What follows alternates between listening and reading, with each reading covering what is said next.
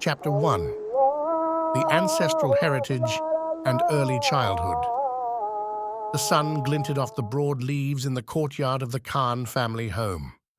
Though the scorching summer heat pervaded the region, tall trees and carefully placed awnings offered patches of cooling shade.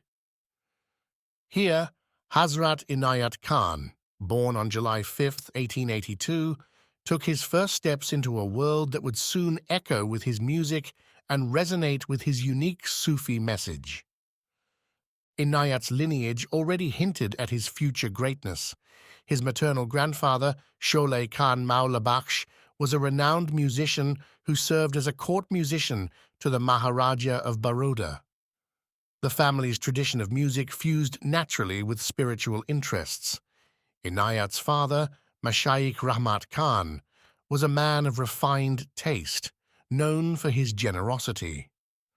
In this environment, it was practically inevitable that the boy would absorb both musical intricacies and a devotion to spiritual ideals.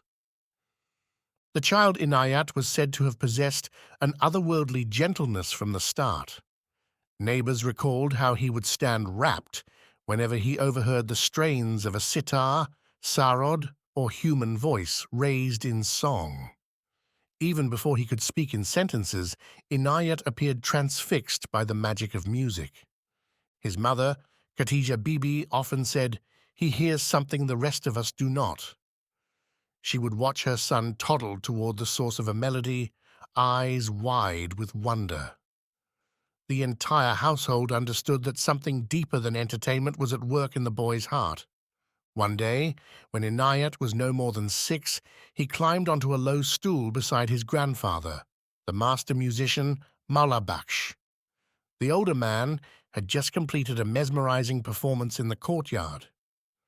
A small group of friends and patrons rose to their feet in applause. Inayat, his eyes shining, asked in a child's solemn voice, "Nana, where does the music go when you stop?" His grandfather, momentarily taken aback, placed a gentle hand on the child's shoulder.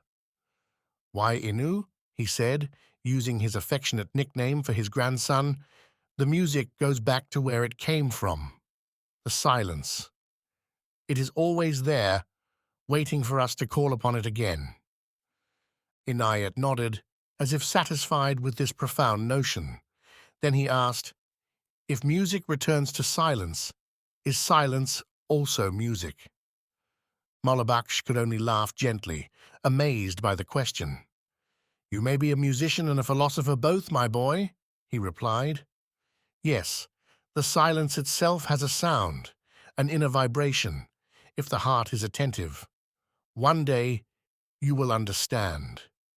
It was a brief exchange, but years later, Inayat Khan would recall it as the earliest articulation of a theme that would color his entire spiritual path, the interplay of sound and silence as expressions of the divine. Chapter 2. The Musical Apprentice. As Inayat matured, he found in his home a constant tapestry of ragas, instruments, and discussions on the nature of harmony.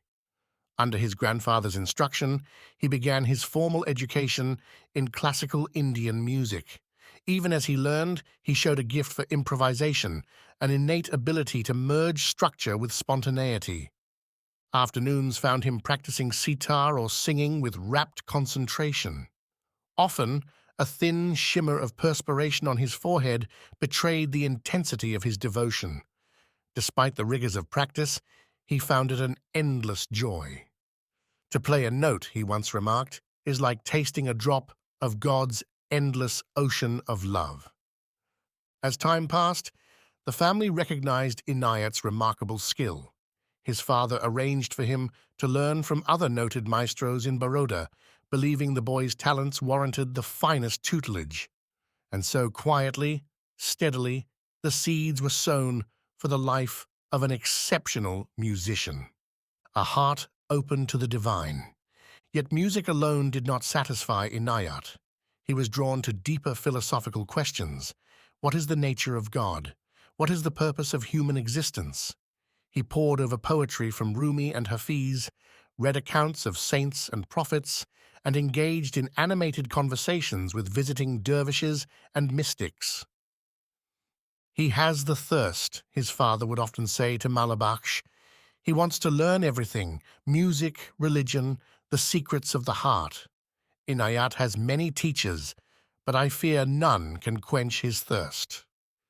One afternoon, as the teenage Inayat sat in a corner of the courtyard reading verses from the Persian poet Hafiz, an itinerant fakir dressed in tattered robes passed by.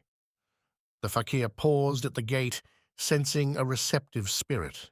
He caught Inayat's eye and spoke cryptically. "You seek to ascend the path of sound.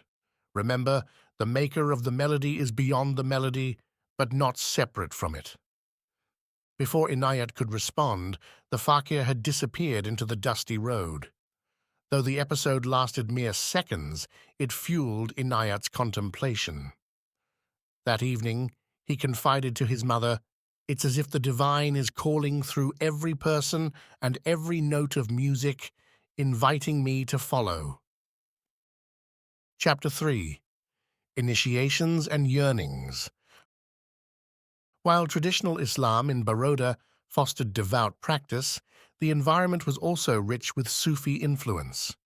Wandering minstrels, qawwals, and Sufi teachers sometimes visited the region, and Inayat found himself captivated by their teachings about love, unity, and the direct experience of the divine. Through introductions from local patrons, Inayat sought out the presence of a revered Sufi murshid, teacher.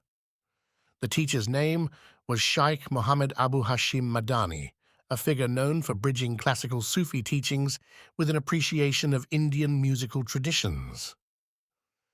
At their first meeting, Madani greeted Inayat warmly and asked, "Why have you come to me?" Inayat answered with earnest simplicity, "I have heard the divine in music, but I long to hear it in every aspect of life. I sense that there is a path that unites these longings." Madani smiled knowingly.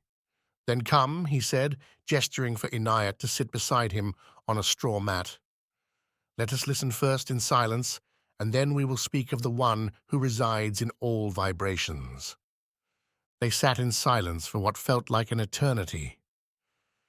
Inayat felt something stir deep within his chest, a resonance or hum that seemed to encompass both the beating of his heart and the environment around him. Later, he would recount that this silence proved more instructive than any sermon he had yet heard. Formal bayat, initiation. Over a series of visits, Inayat's affinity with Sufism blossomed. He became a disciple of Madani, who saw in Inayat a man destined to carry the message of Sufism far beyond the borders of India. "You have a duty, Inayat," Madani said one day. "You must bring Eastern wisdom to the West, for there is a hunger there.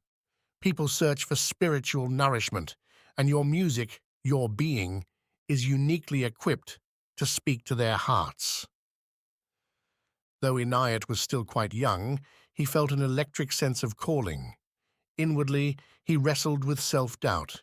He was only a budding musician, not yet famous, and had no reputation abroad. But the conviction of his teacher stirred him. Madani's guidance also delved deeper into the practical meditations of Sufism. One specific teaching that Inayat received during this time revolved around the concept of sama, the spiritual listening, and the practice of attuning oneself to the inner sound, what many Sufis call the music of the spheres. In private, Madani instructed him, "There is a sound behind all sounds, an unstruck melody, sometimes referred to as the anahata nada in certain traditions. In Sufism, we often speak of the divine word, the breath of God, kun fayakun, be, and it is.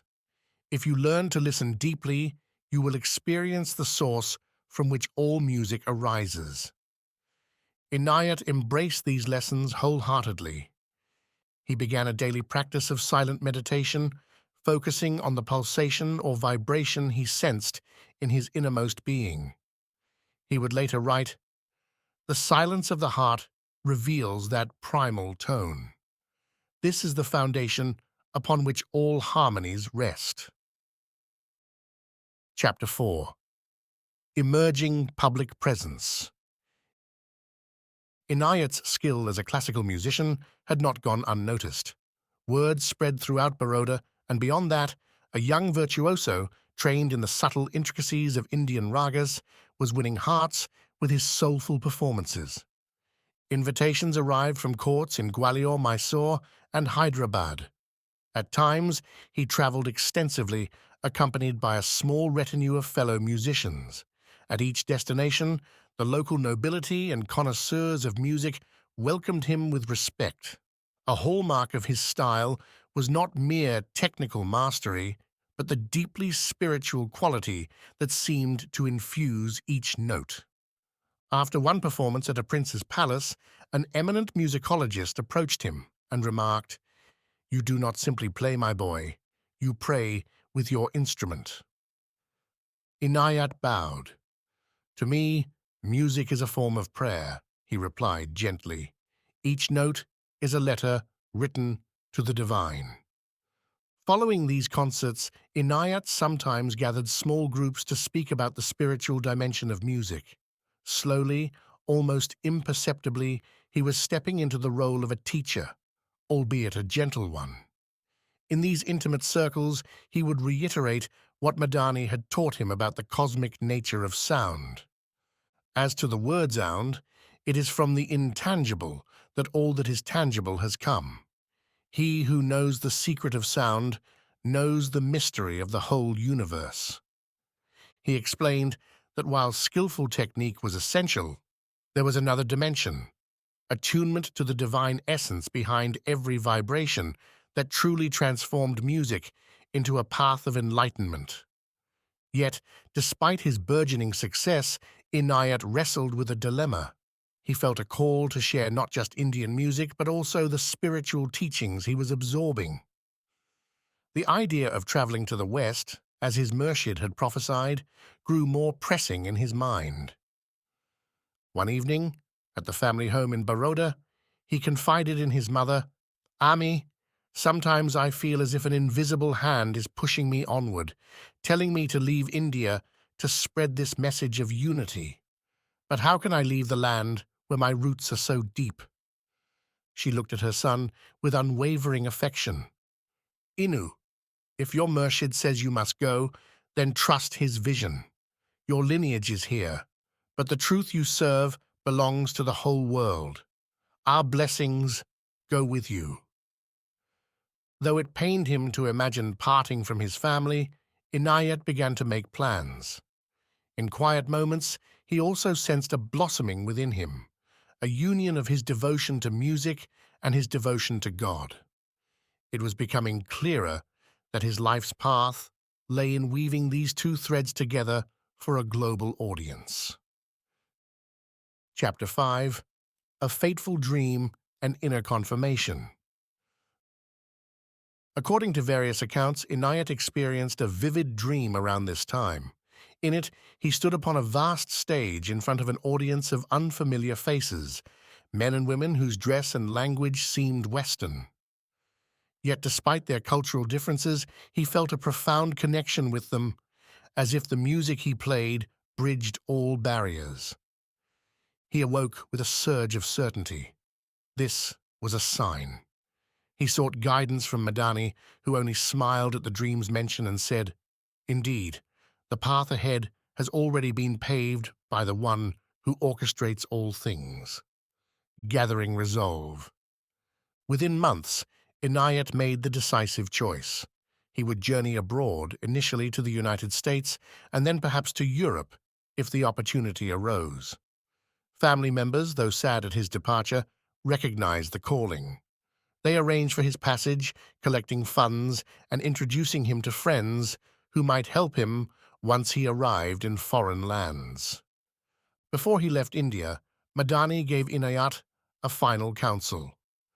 "Go with courage, my son," he said, "and remember, that the Sufi sees beyond differences of creed, caste, or color. Unity of religious ideals will be your banner. In this mission, music shall be your vehicle, love your guide, and the divine your constant companion. The words seared themselves into Inayat's heart. He held tightly to them, even as he bid tearful farewells. Chapter 6. Setting Sail for the Unknown. The year was 1910 when Inayat, accompanied by his brothers, Mahamud and Ali Khan, both musicians in their own right, boarded a steamship bound for the West. He was in his late 20s, filled with a mixture of excitement, trepidation, and wonder about the journey ahead.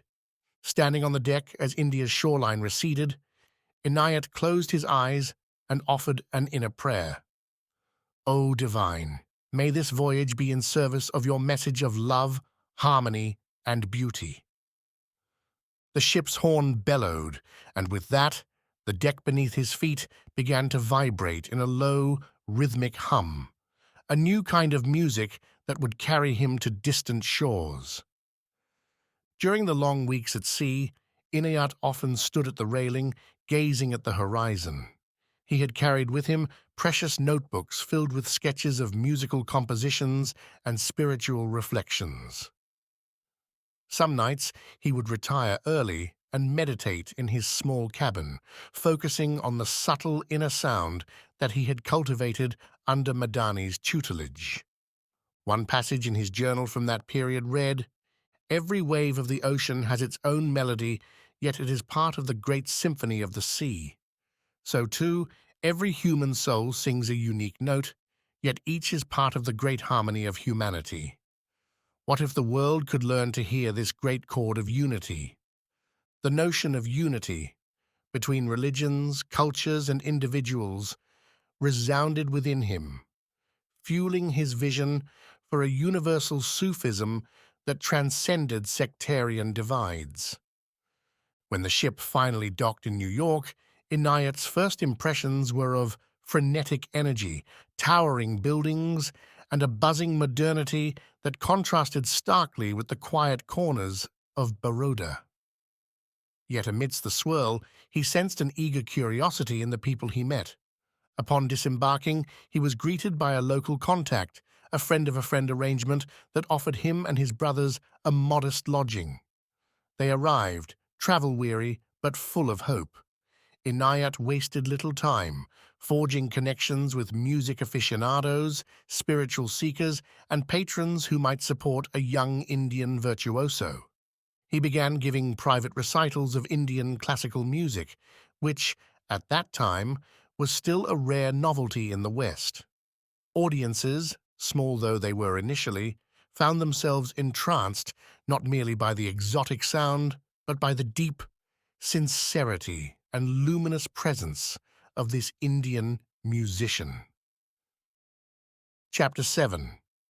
Early Encounters in America. Soon, Inayat arranged a handful of public performances.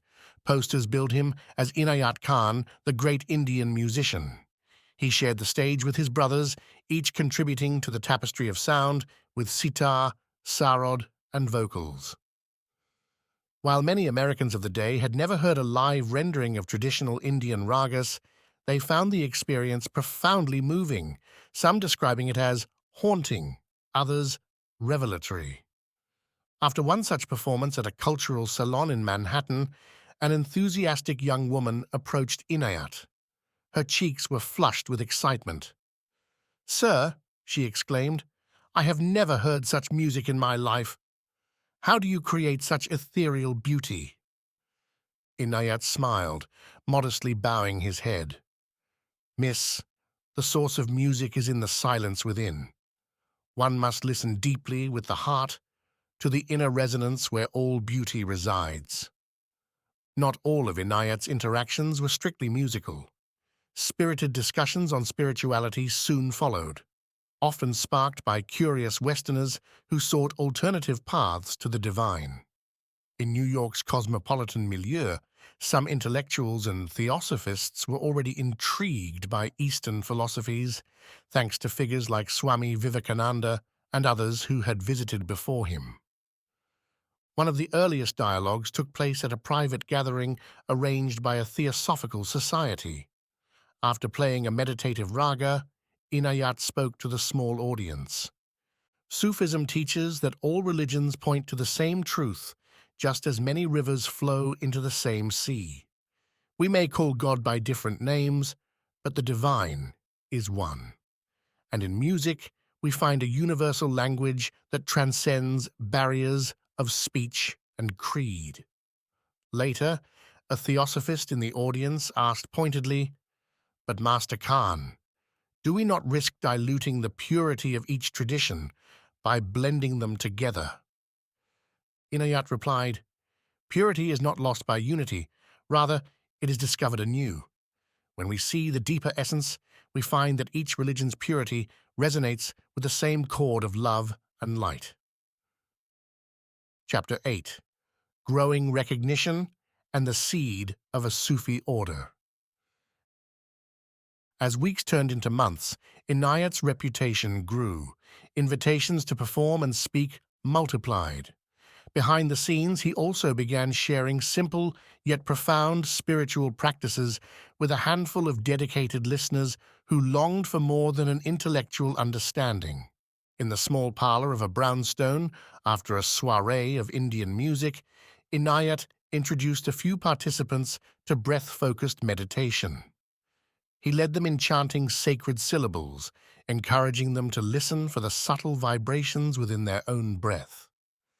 The experience left many in a state of peaceful elation.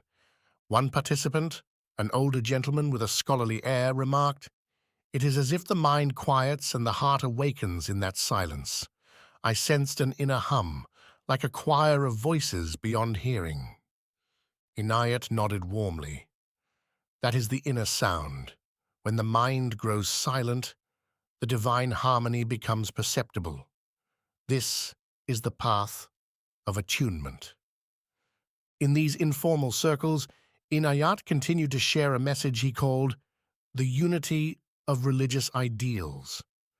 He insisted that spiritual truths are universal, even if their external expressions differ. Some were intrigued. Others, particularly those rooted in more dogmatic Christian or Jewish frameworks, felt skeptical.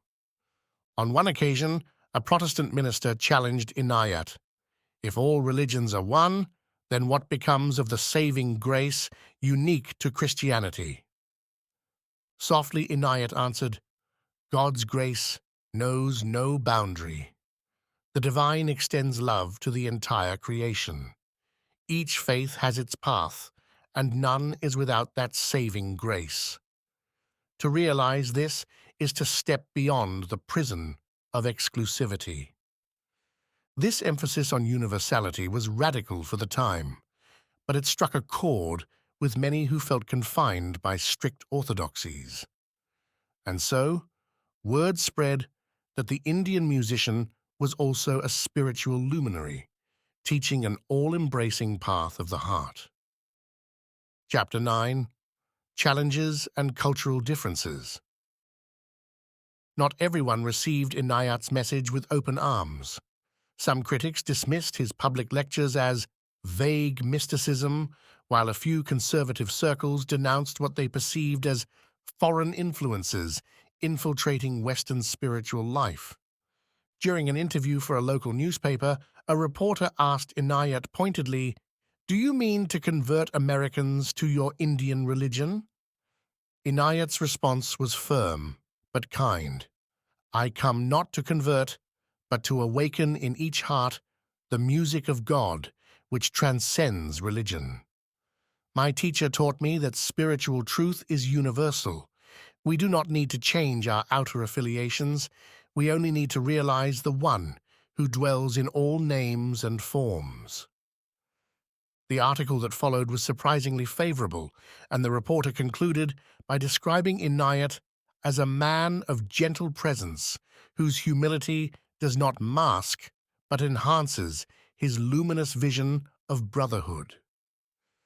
Despite some acceptance, the path was far from smooth. Inayat's finances were precarious. Maintaining life in New York City with his brothers, scheduling performances, and meeting daily expenses proved stressful. Moreover, he occasionally felt the pang of homesickness, missing the warmth of his extended family and the spiritual companionship of Madani. Late at night, after a day of travel and performances, he would often sit in silence, focusing on his breath.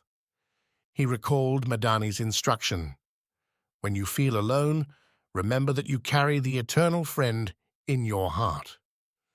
In one of his letters sent back to India, he wrote, "I am learning that in loneliness, one finds an even greater impetus to seek closeness with the divine. Distance from our earthly home reminds us of our true home in God." Chapter 10. A Foothold in the West.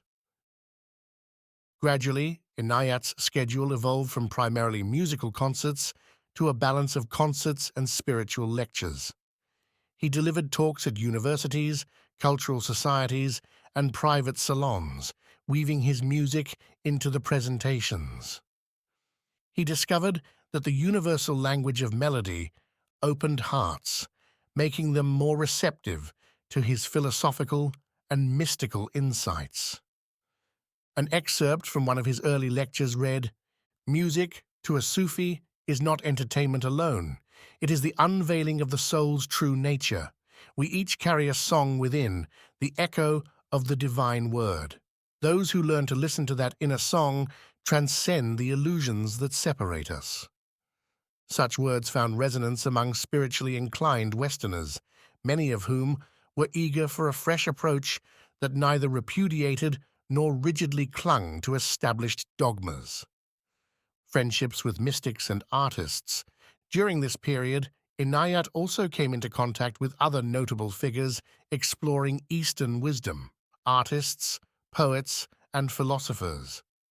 Though not all such encounters are documented in detail, anecdotal evidence suggests he crossed paths with individuals in the nascent spiritual but not religious scene, forging meaningful if brief connections.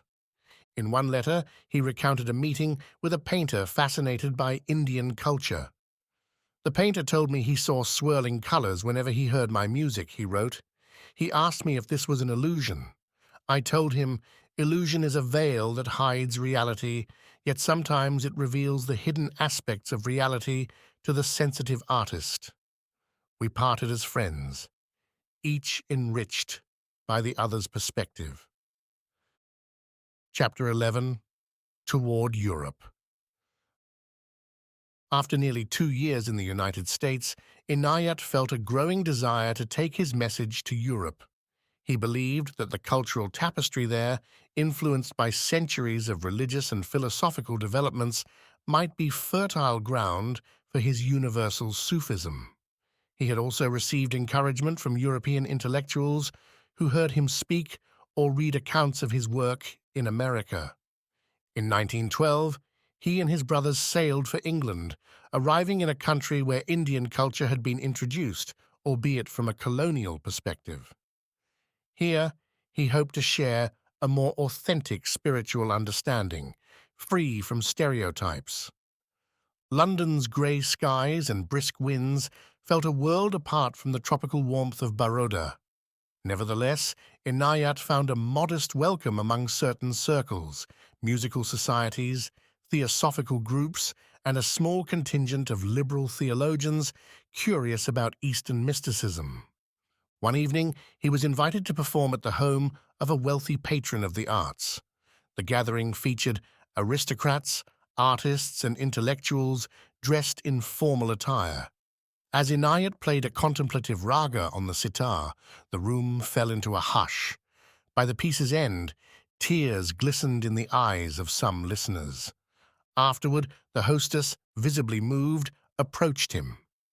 "Mr. Khan," she said in a tone of reverent awe, "you have taken us to a place beyond earthly concern.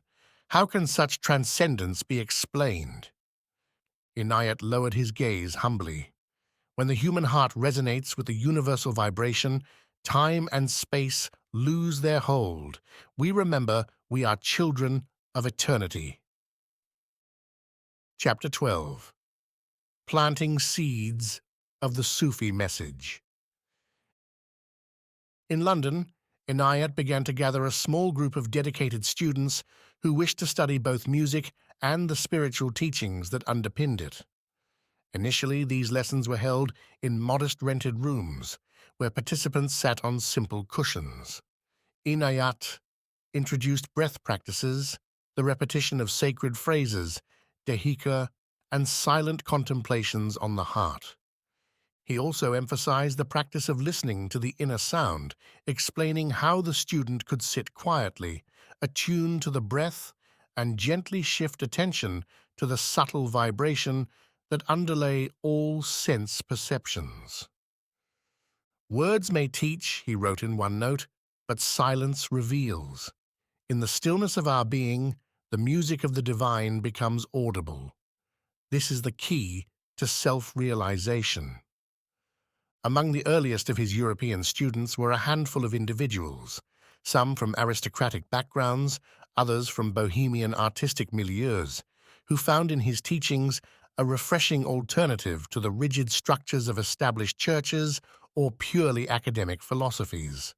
One evening, as the group sat in a semicircle around their teacher, a Scottish woman named Mary MacLeod ventured a question. "Master Inayat, I understand that in Sufism there is a tradition of singing and chanting, but how does that lead us to the inner sound you speak of, which has no external note?" Inayat paused, letting silence fill the space before replying. "Mary, we use the external sound as a bridge to the internal. When we chant, we awaken the heart's capacity for resonance. But we must then become very still, listening ever more subtly until the external fades and the internal alone remains. It is in that moment, when outer vibration ceases, that the inner vibration comes alive." Mary and the others nodded, pondering his words as they prepared for the meditation to follow. The gentle hush that descended was itself a testament to how deeply their hearts were stirred. Chapter 13. Recognition and Expansion. As news of Inayat's talks and recitals spread, invitations arrived from Paris, Geneva, and other European cities. European audiences, long fascinated by Oriental culture, were intrigued by the prospect of hearing a genuine master of Indian music who also spoke fluent English and offered a universal spiritual message. In Paris, Inayat found an especially warm reception among avant-garde artists and writers. People who questioned the old orders of society and religion saw in him a living bridge between East and West. His concerts in Paris drew enthusiastic crowds, and he soon began offering public talks on Sufism. One Parisian newspaper described him as the poet of the sitar, adding that his presence exudes a magnetism born not merely of talent, but of profound inner conviction. By 1914, the beginnings of a formal organization had taken shape. Inayat named it the Sufi Order in the West, though it remained small in numbers and modest in resources. Its purpose, as he outlined in early manuscripts, was to promote a religion of the heart, grounded in love, harmony, and beauty, open to all people regardless of creed. He carefully avoided imposing rigid dogmas, explaining that the Sufi order was meant to complement, not replace, an individual's faith tradition. The emphasis was on realizing divine unity rather than debating theological points. In a foundational document, he wrote, "Our aim is to bring the message of unity to humanity, which will be accomplished by attuning each soul to the universal spirit, much as a musician tunes his instrument to the ideal pitch." Chapter 14. The Impact of World War I. Just as Inayat's efforts were gaining traction, Europe was plunged into the chaos of World War I, 1914-1918. Travel became difficult, large gatherings were often disrupted, and the tenor of daily life became increasingly fearful and uncertain. Inayat felt a deep anguish at the suffering unleashed by the conflict. In his sermons and letters, he implored his students to hold fast to the ideals of peace and unity. We see brother turn against brother, each convinced of his right, yet the only victory is in remembering our shared humanity. In this time of strife, let us stand firm in love and compassion. Despite the war, he continued teaching where possible, though it sometimes meant smaller, clandestine gatherings. Many of his students were scattered, some conscripted into military service. Letters from pupils on the front lines seeking spiritual guidance arrived in his mailbox. The war also caused financial strain on Inayat and his fledgling Sufi order.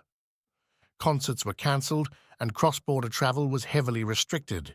Yet Inayat maintained his composure, trusting in divine providence. In one personal journal entry, he wrote, "The storms of the world batter our resolve, but the anchor of faith holds. Let us not abandon our duty to serve the cause of unity. The darkest night often precedes the brightest dawn." By the end of the war, though worn by the challenges, Inayat emerged with a tempered resilience. He believed that if a message of unity was ever needed, it was after the cataclysmic tragedy that had just unfolded across Europe. Chapter 15: Recommitment and Continuing Mission. When peace treaties were signed and life began to normalize, Inayat redoubled his efforts. He traveled again between England, France, and Switzerland, delivering lectures on universal Sufism. The gatherings often included short musical interludes, for he remained convinced that music was a powerful means to pierce the armor of cynicism and despair left in the war's wake. At one post-war lecture in Geneva, he addressed a crowd of international delegates, some involved in fledgling efforts at global governance and cooperation. "Let us seek not only political treaties, but treaties of the heart," he urged. "No lasting peace can endure without recognizing our oneness in the divine."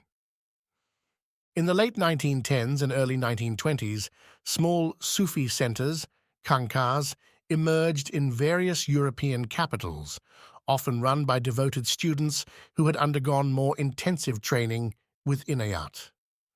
These centers provided a place for meditation, devotional music, and communal gatherings.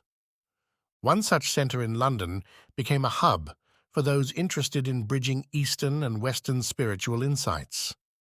A small library housed translations of Rumi and Hafiz, along with Inayat's own writings.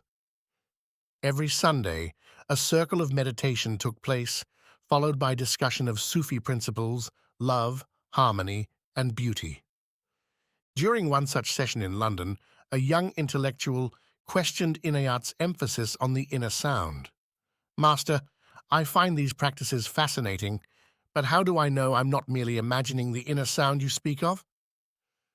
Inayat gave a gentle, reassuring smile.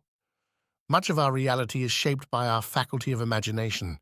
Indeed, imagination can be a stepping stone or a stumbling block. But when you persist in meditation and feel a resonance that transforms your perception and your life, you begin to realize it is no mere fancy. The proof is the expansion of your heart and the awakening of love that follows." The young man nodded, contemplating the idea that subjective experience, too, has its own reality that can guide us to deeper truths. By the early 1920s, Hazrat Inayat Khan had successfully transplanted the seeds of Sufi universalism from India to both America and Europe. He had encountered skepticism, cultural barriers, and the upheaval of world conflict. Yet he persisted, guided by a vision of harmony that transcended borders. In this first phase of his life's work abroad, Inayat's profound musical skill, gentle presence, and unwavering belief in unity opened doors to hearts that might otherwise have remained closed. He had begun to formalize the Sufi order in the West, ensuring that those drawn to his message had a supportive environment in which to deepen their practice and understanding. Despite countless obstacles, the resonance of his spiritual music, outer and inner, continued to spread, preparing the foundation for an enduring spiritual legacy that would outlive him by many generations. Below, in part 2, we will continue the narrative, exploring Hazrat Inayat Khan's establishment of a more formal teaching structure, his core theological contributions, the blossoming of the listening to the inner sound practice, and the later chapters of his life, leading up to his passing in 1927. The story will include additional dramatized episodes, dialogues, key quotes, and a deeper look at his theological synthesis. Part 2, Chapter 16, Deepening the Sufi Message. After several years of grueling travel and teaching across Europe, Inayat longed to reconnect with his homeland. In 1920, he made a brief yet significant return to India. The purpose was multifold: to see his family, seek further spiritual grounding, and share with his teacher, Madani, who had since passed away, the fruits of his mission. Despite the sadness of not being able to see Madani again, Inayat felt a renewed sense of purpose. He prayed at Madani's shrine, thanking the divine for his teacher's wisdom. In a letter written during this time, he reflected, "The lotus blooms wherever it is planted. India gave me the soil for my roots. The West has offered me the waters of experience. By the grace of my Murshid, I strive to keep my blossom open for all to witness the beauty of God." His reunion with relatives in Baroda was emotional. They shared stories of how India had changed during his absence, and he recounted his experiences of carrying the Sufi message abroad. His mother, now older and more fragile, beamed with pride as her son spoke of the small yet dedicated circles of seekers in London, Paris, and other cities. Inayat also used the opportunity to refine his musical repertoire, learning new compositions and delving even deeper into the esoteric aspects of Indian classical music. These immersions in the raga tradition reinforced his conviction that music remained one of the most powerful vehicles for spiritual elevation. Chapter 17, Further Travels and Family Life in the West. By the early 1920s, Inayat began spending more time in France and Switzerland, where he found conducive environments for both teaching and writing. He continued to offer public lectures, but increasingly he dedicated his energies to guiding a growing circle of personal students. During this period, Inayat also married and started a family, including his son, Vilayat, born in 1916, and daughters Noor, born in 1914, and others who would later become notable figures in their own rights. Balancing family responsibilities with a demanding public schedule tested his stamina, yet he managed to maintain a calm equanimity. Students who visited his household recalled that despite his worldwide mission, he remained a loving father and husband. He would play music for his children, sometimes improvising lullabies that wafted gently through their modest European home. Chapter 18, Formal Teachings and Publications. By now, Inayat's talks and notes were being compiled into written form. Multiple volumes emerged under the title The Sufi Message of Hazrat Inayat Khan, covering diverse topics such as the mysticism of sound, the art of personality, cosmic language, and the philosophy of the soul. In these texts, he laid out the core themes of his spiritual vision: unity of religious ideals. All major faiths share an underlying truth of love and devotion to the One. Inner awakening, True spirituality is an inward journey, not confined to outer rituals alone. Attunement through music and sound. Sound acts as a gateway to the sacred when approached with reverence and understanding. Realization of the divine within. Each individual has a spark of the divine, which can be awakened through meditation, service, and love. In the mysticism of sound and music, he penned some of his most poetic and stirring lines. He who knows the secret of sound knows the mystery of the whole universe. These writings attracted attention well beyond his immediate students, sparking dialogues among scholars, musicians, and seekers intrigued by the integration of music and mysticism. Chapter 19, a special section on listening to the inner sound. To fulfill the user's request for a special focus on this critical meditation technique, let us dwell more fully on Inayat Khan's teachings regarding listening to the inner sound. From his early childhood, Inayat had been fascinated by the dance of sound and silence. Under Madani's guidance, he began to perceive the anahata nada, the unstruck sound known in yogic traditions, which parallels Sufi concepts of the divine word behind all creation. As Inayat's teachings matured, he emphasized that each individual carries within a subtle vibration the echo of divine creation.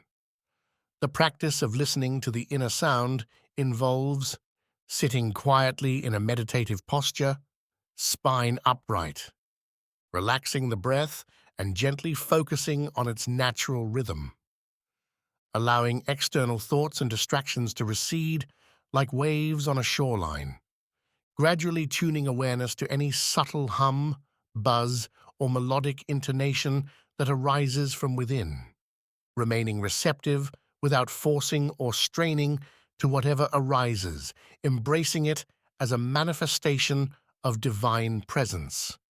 Inayat's own words. In one of his discourses, he said, "The voice that is audible is the voice of the body, but the voice that is inaudible is the voice of the spirit. We must learn to attune ourselves to that spirit voice, for it is the path to self-realization." He also wrote, "Music is the shaping of the formless, yet its highest aspect is found in silence. In that silence, an inner sound perpetually vibrates. When you hear it, you have touched the hem of the divine garment." Dialogue, a direct teaching. Here is a reconstructed dialogue that captures the essence of Inayat's instruction on the subject. Student: Master, I hear many thoughts in my mind when I try to listen inwardly. How do I know if I'm hearing the true sound or just my imagination? Inayat: At first, your thoughts will crowd the space. Do not fight them, simply let them come and go, returning your attention gently to the moment. With practice, the thoughts will settle, like dust floating in a shaft of light. Then a subtle vibration will emerge, one that seems to emanate not from your ears, but from your heart, or even from everywhere at once. Student: When I do catch a glimpse of it, it disappears quickly. Why? Inayat: Because your attention wavers. Think of a shy bird perched on a branch. If you move too abruptly, it flies away. Cultivate stillness, and the sound will reveal itself more consistently. Inayat taught that this practice purifies the mind.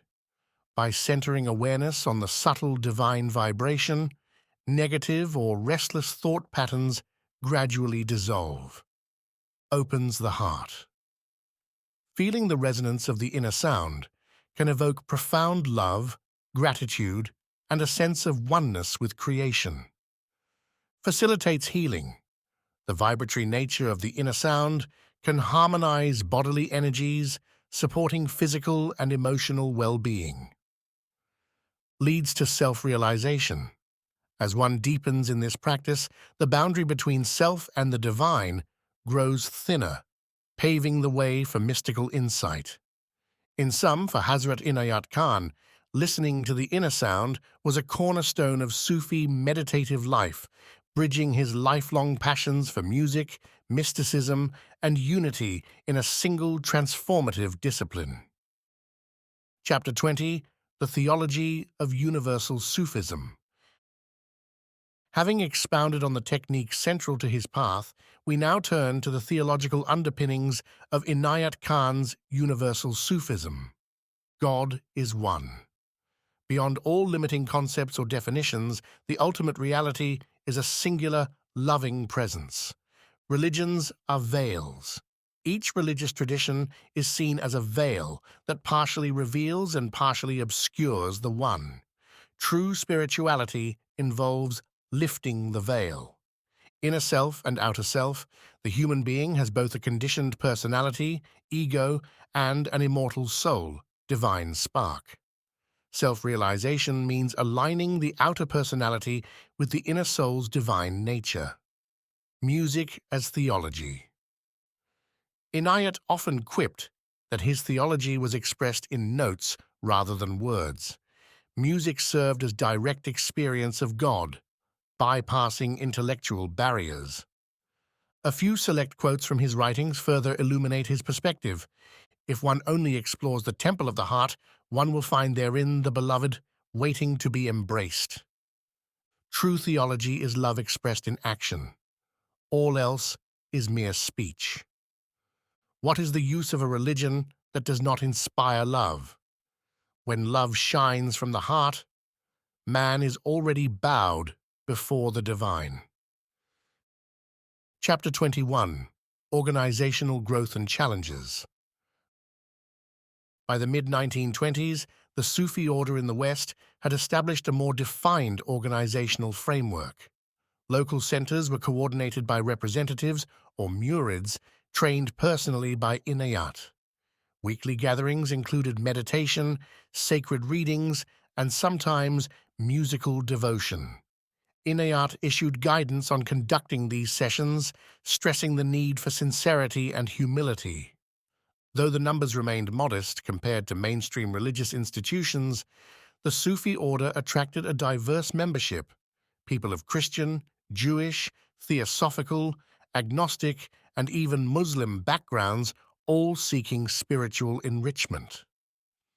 This unusual convergence mirrored Inayat's own stance of unity across dividing lines. Despite the spiritual progress, finances remained a recurring worry. Unlike some religious movements that acquired wealthy patrons, the Sufi order often relied on donations from middle-class adherents. Additionally, some local leaders lacked the organizational acumen to manage the centers effectively. Inayat navigated these hurdles patiently. He often reminded his representatives, "Sincerity is our best capital. Let us trust in the One who provides for every need. Our true currency is the goodwill we offer and the blessings we receive." Chapter 22, Last Journeys and Health Concerns. By 1925, Inayat began to show signs of declining health. Years of tireless travel, public speaking, musical performances, and pastoral care for his growing spiritual family had taken their toll. He also deeply felt the suffering of the world in the aftermath of the Great War and the social upheavals of the time. Close associates observed his weakened state, urging him to rest more. Yet he continued to travel between Europe and India, determined to harmonize the mission's demands with his own longing for spiritual sustenance. In 1926, he returned to India once again, hopeful that the familiar climate, familial support, and spiritual atmosphere might help him regain strength. While in India, he offered lectures and demonstrations of classical music, emphasizing to his Indian audiences how the West was beginning to appreciate the gifts of Eastern wisdom. During these travels, he recognized the need to appoint successors who would continue his work should his health fail. He conferred with senior students, instructing them to uphold the central tenets of universal Sufism and to remain inclusive, open-hearted, and faithful to the principle of oneness. Chapter 23, The Final Days and Passing.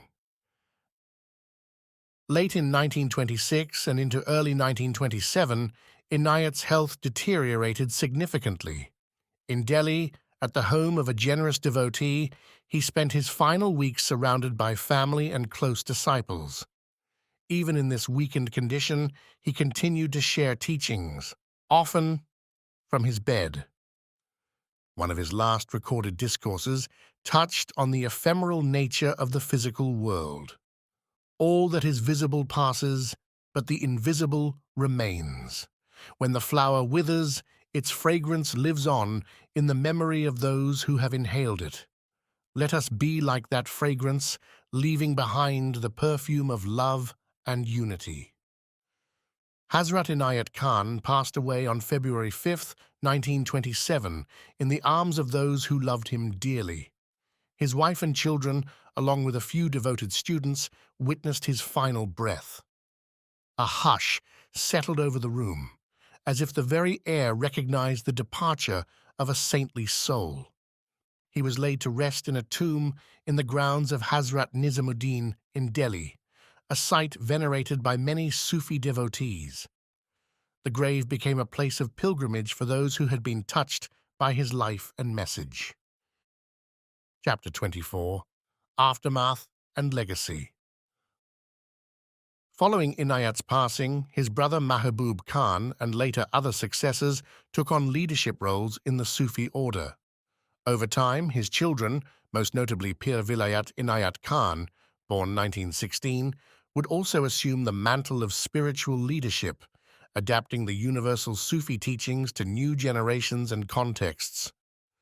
Though grief-stricken, many disciples found solace in the memory of Inayat's teachings, which emphasized that the physical form is transient, while the spirit of love and harmony endures. The writings he left behind provided a blueprint for continued spiritual practice. Throughout the 20th century, interest in Hazrat Inayat Khan's teachings grew, coinciding with the West's broader fascination with Eastern spirituality. His ideas about the unity of religions, the sanctity of music, and the inward search for the divine took on renewed relevance in an increasingly globalized society. Sufi centers multiplied across Europe, North America, and elsewhere, each retaining the universalist ethos that Inayat had championed. His name became synonymous with the harmonious blending of East and West, tradition and modernity, inner devotion and outer action. Chapter 25, Vignettes of Legacy. Years after Inayat's death, an accomplished Western violinist visited his tomb in Delhi. She placed her violin case on the ground and performed a simple but heartfelt melody. When asked by onlookers why she did so, she explained, "Hazrat Inayat Khan reminded me that music is the prayer of the soul. I wanted to offer my prayer at the resting place of the man who opened my ears to the divine in every note." In the mid-20th century, an interfaith gathering in London featured representatives of Christianity, Judaism, Islam, and Hinduism discussing how to foster unity. One speaker quoted Hazrat Inayat Khan, "If one only explores the temple of the heart, one will find therein the beloved, waiting to be embraced." The room grew silent as the sentiment transcended denominational boundaries. Even in contemporary times, countless individuals discover Hazrat Inayat Khan through his books, lectures, or direct lineage of teachers. The inner sound meditation continues to be practiced in Sufi and other spiritual circles, attesting to its timeless appeal. As the world grapples with religious conflicts, political strife, and cultural misunderstandings, Inayat's message of unity resonates ever more strongly. It offers a reminder that beyond the surface differences lies a shared source, a single note in a grand cosmic symphony. Part 3. Chapter 26, Personal Anecdotes and Memories. In the years following Inayat Khan's passing, Many of his students shared stories that captured his warmth, wisdom, and subtle humor. These anecdotes formed a mosaic of his character, complementing the formal discourses and published works. One tale recounts how a student, distraught over personal failures, approached Inayat with tears in her eyes. He did not offer any complex teaching, but simply asked her to sing with him. Their voices blended in a simple melody, and through those notes, her grief found release.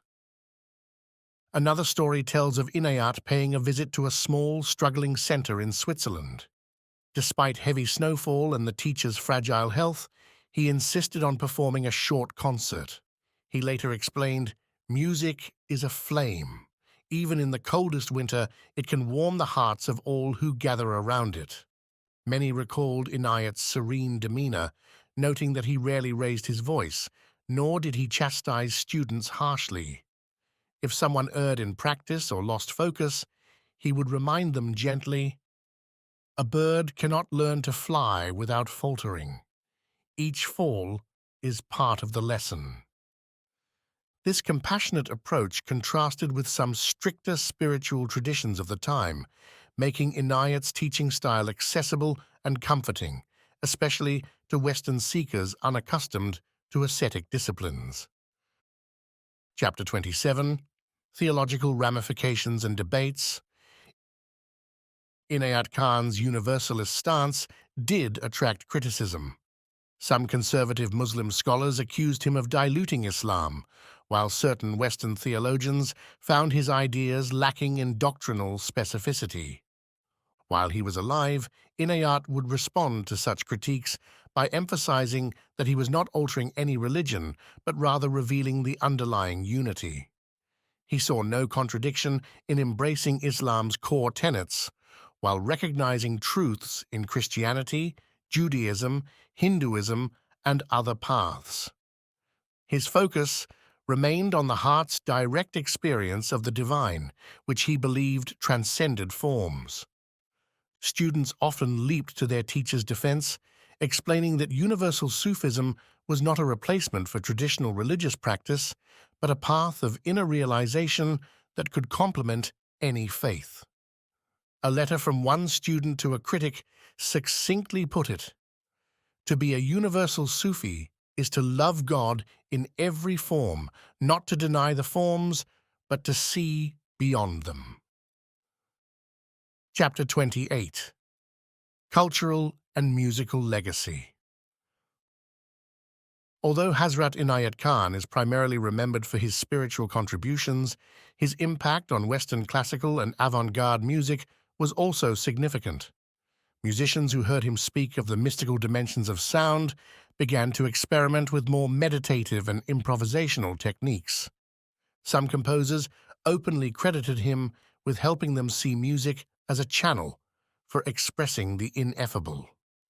Over time, cross-pollination between Indian ragas and Western forms grew, paving the way for later fusions in jazz, classical, and world music. Inayat also helped introduce serious study of Indian classical music to Western audiences, while others like Ravi Shankar and Ali Akbar Khan would later popularize these forms on a larger scale. Hazrat Inayat Khan's early recitals laid an important foundation. Students who learned from him or attended his concerts gained an appreciation for the spiritual depth inherent in ragas, a depth that transcended mere technical display. Chapter 29, Strengthening the Practice of Inner Sound. Ongoing Guidance. Even after Inayat's passing, the practice of listening to the inner sound remained a core element of the Sufi order's meditative discipline. His senior representatives and successors continued to emphasize that while chanting and external music serve as valuable tools, the true wealth lies in discovering the unstruck melody within. Workshops and retreats dedicated to deepening this practice became fixtures in Sufi centers around the world. Practitioners reported various experiences. Some heard a high-pitched tone like a flute, Others felt a rhythmic pulse akin to a heartbeat, yet more subtle. All agreed that sustained focus on the inner vibration fostered peace, clarity, and an abiding sense of connection to the divine. Modern psychology, increasingly interested in meditative practices, found echoes of Inayat's teachings in emerging fields of sound therapy and mindfulness. While science framed the phenomenon in neurological terms, discussing brain waves, resonance, and auditory perception, spiritual practitioners recognize the same phenomenon as a gateway to transcendent awareness. Thus, Hazrat Inayat Khan's insights on the mysticism of sound gained new audiences well into the late 20th and early 21st centuries as scientific and spiritual communities alike grappled with the profound effects of vibration on human consciousness. Chapter 30. The Inayat Khan, Family and Lineage. After Inayat's departure, his son, Pir Vilayat, 1916-2004, emerged as a key figure in continuing the Sufi order. While still young when his father died, Vilayat eventually matured into a recognized teacher, blending his father's universal Sufi teachings with contemporary approaches to spirituality and psychology. Over decades, Pir Vilayat guided thousands of seekers, establishing retreat centers, writing extensively, and maintaining dialogue with scientists and scholars. He honored his father's legacy while adapting it to the rapidly changing world of the later 20th century. Inayat's daughter Noor, known for her courage and selflessness, became a British secret agent during World War II. Working with the Special Operations Executive, she operated in occupied France, transmitting crucial radio messages until her capture. She was later executed by the Nazis. Noor's heroism illustrated the blend of spiritual idealism and practical valor that can arise from Sufi teachings. The British and French governments posthumously honored her for her service. Other children and relatives also contributed to the Sufi lineage, each finding unique ways to interpret and spread Inayat's message. Some worked within the formal structures of the Sufi order, others pursued different vocations while keeping the universal Sufi spirit alive in their personal lives. Chapter 31. Hazrat Inayat Khan's Place. Among modern mystics, Inayat Khan is often compared to other luminaries who bridged East and West, Swami Vivekananda, Paramahansa Yogananda, and Rabindranath Tagore, to name a few. Yet his emphasis on music as the language of God sets him apart. He did not merely teach philosophical concepts, he embodied them in the living art of melody and sound. His approach to Sufism was similarly distinctive. Whereas many traditional Sufi orders trace lineage strictly within Islamic contexts, Inayat pioneered an inclusive framework that welcomed seekers from all backgrounds. This led some to see him as a modernist mystic, willing to adapt and universalize the essence of Sufi doctrine. Inayat's universalism also contributed to the interfaith movement that gained momentum in the latter half of the 20th century. He saw no conflict in attending a church service one day, a synagogue the next, and leading a daika circle later. For him, each place of worship held a reflection of the same ultimate truth.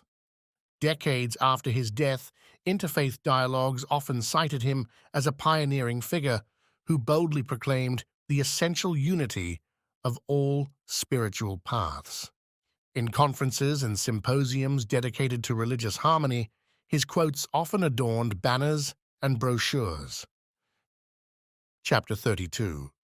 Commemorations and Memorials.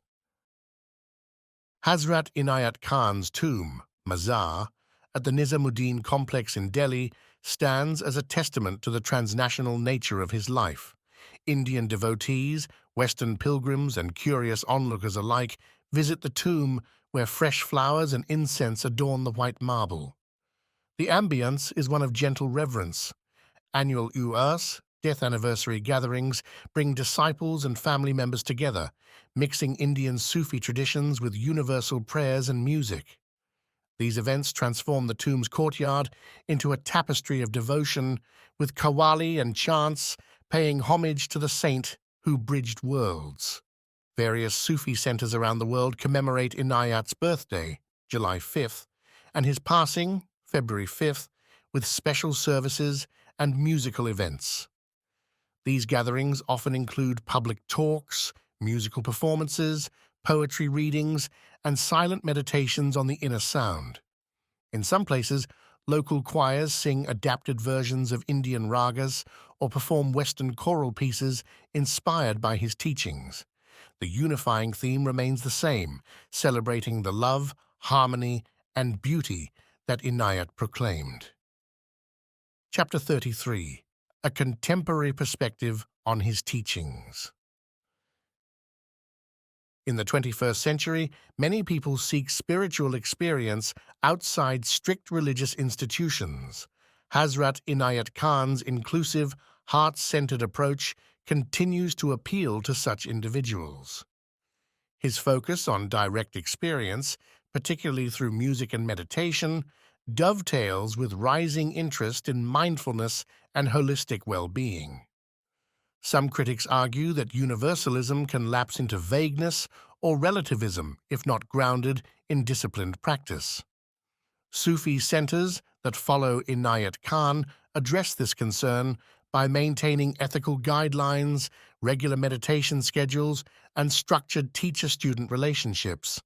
They stress that universalism does not mean a lack of depth or commitment, but a recognition that truth manifests in myriad ways, each requiring devotion and sincerity to reveal its essence.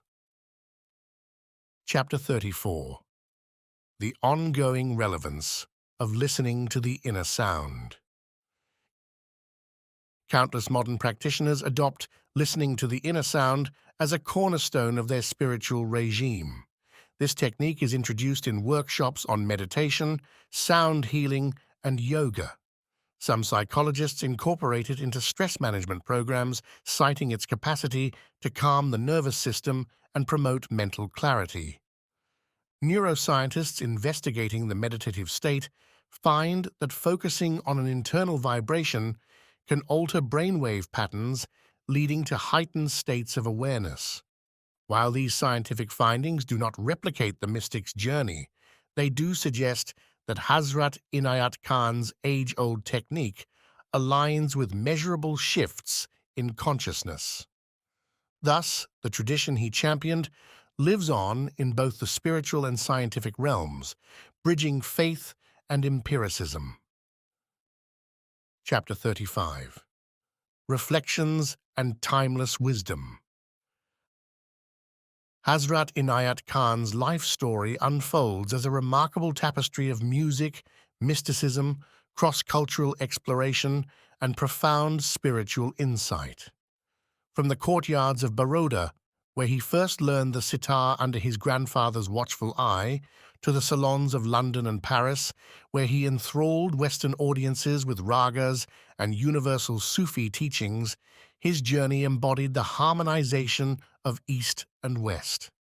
He weathered adversity, war, cultural barriers, financial precariousness, yet held steadfast to his vision of unity. The Sufi order he established laid an enduring foundation for future generations to deepen their understanding of love, harmony, and beauty. His writings and recorded teachings remain beacons for those who long to discover the mysticism of sound and the direct experience of God. Far from a static tradition, the Sufism of Hazrat Inayat Khan continues to evolve, shaped by the diverse experiences of teachers and students who interpret his message in changing contexts. In our era of globalization and interfaith curiosity, his universal approach seems more relevant than ever. Epilogue. In his own words, let us close with a final quote from Hazrat Inayat Khan, emblematic of the resonance he sought to awaken. The heart of man is the true temple. In its silence dwells the divine. Enter that sanctuary through the gate of love and listen for the music that has neither beginning nor end. These words encapsulate the essence of a life lived in service to spiritual unity, musical transcendence, and the divine call that echoes within every human soul. Concluding remarks.